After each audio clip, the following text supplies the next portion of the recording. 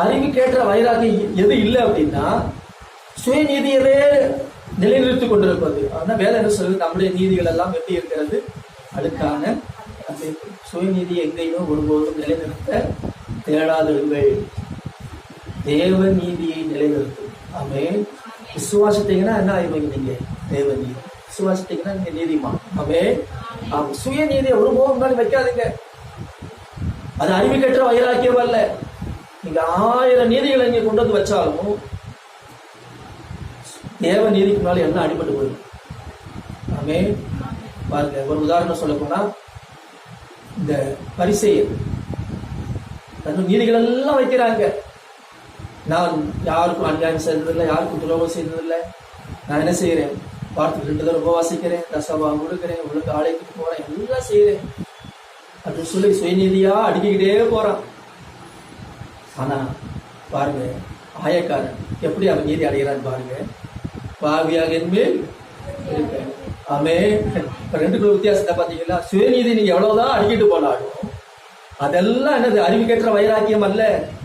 ஆனா ஆண்டவரே, என் நீதியெல்லாம் அழுக்குப்பா, உங்க நீதியை நான் அப்படி வந்திருக்கிறேன், அதைத்தான் விசுவாசிக்கிறேன்னு சொன்னீங்கன்னா யாரு நீதிமான்? அல்லேலூயா. அவன் அல்ல, இவனே நீதிமானாக்கப்பட்டா. அப்ப சுயநீதியை நிலைநிறுத்த என்ன செய்யாதீர்கள், சொல்லுங்க, தேடாதீர்கள். சுயநீதியை நிலைநிறுத்த. அப்ப அறிவு சுயநீதி அறிவுற்ற வைராக்கியம் கிடையாது நண்பானவர்களே. ஆகவே கர்த்தரை விசுவாசிக்கும் பொழுது நாம் நீதிமானாய் மாறிவிடுகிறோம். பவுலுடைய வாழ்க்கையிலே சவுலா இருந்த பொழுது யூத மார்க்கத்தில் இருந்தார். அவர் பாருங்கள், பிதாக்களுடைய பாரம்பரியத்திலே ரொம்ப வைராக்கியமா இருந்தார். யூத மார்க்கத்திலே பிதாக்களுடைய பாரம்பரியத்திலே மிகுந்த வைராக்கியமா இருந்தார். என்ன பண்ணினார், சபையை துன்பப்படுத்தினார். பாருங்கள், பிதாக்களுடைய பாரம்பரியம் என்ன, பாரம்பரிய வைராக்கியம் சபையை துன்பப்படுத்த வைத்தது.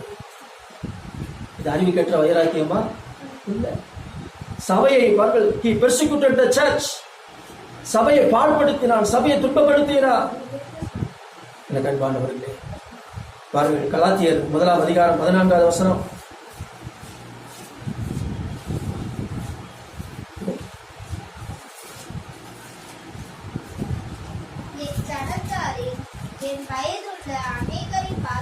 பவுல் சொல்றார், என் ஜனத்தாரில் என் வயதுள்ள அநேகரை பார்க்கிலும் யூத மார்க்கத்திலே ஏறினவனால் என் பிதாக்களுடைய